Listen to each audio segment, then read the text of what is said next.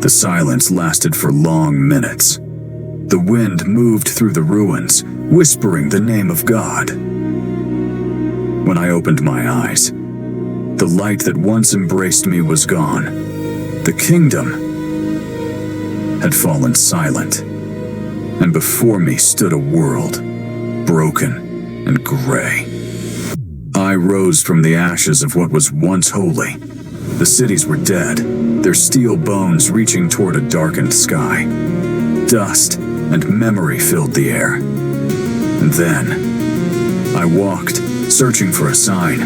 Among the ruins, I found footprints, human ones. For the first time in many years, I felt I was not alone. They led me to an old underground station. There, hidden in the shadows, I found them, the last believers. They lived in fear, hunted by machines that sought to erase every trace of a soul. When they saw me, some stepped back. Others stared, as if seeing a ghost from forgotten scripture. One of them, a young woman with trembling hands, whispered, "Are you John, the one who wrote the visions?" I looked at her and said, "I am the one who saw what was never meant to be seen." They gathered around me in silence. I could feel their hunger, their fear, but also a faint light still burning within them. A hope too fragile to name. So I sat among them, and I began to speak of the letters. The 7 I once wrote to the churches at the beginning of all things. I told them those letters were not memories, but prophecies for this time. For them.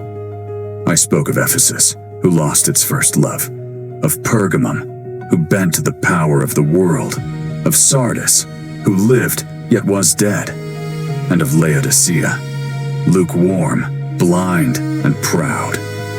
As I spoke, the air began to change. A sound rose in the distance, metal wings beating against the night. The machines had found us. "Do not fear," I told them. "Fear is the first seal that opens within man." But then, the lights began to flicker. The ground shook. One of the young men pointed upward. In the dark sky, a circle of fire moved between the metallic clouds. And the machines, they stopped and bowed. I knew what it meant. The 7th seal was close to breaking.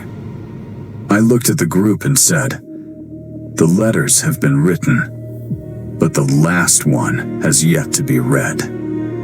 Silence returned, and in that stillness I understood. Revelation was never the end. It was only the beginning.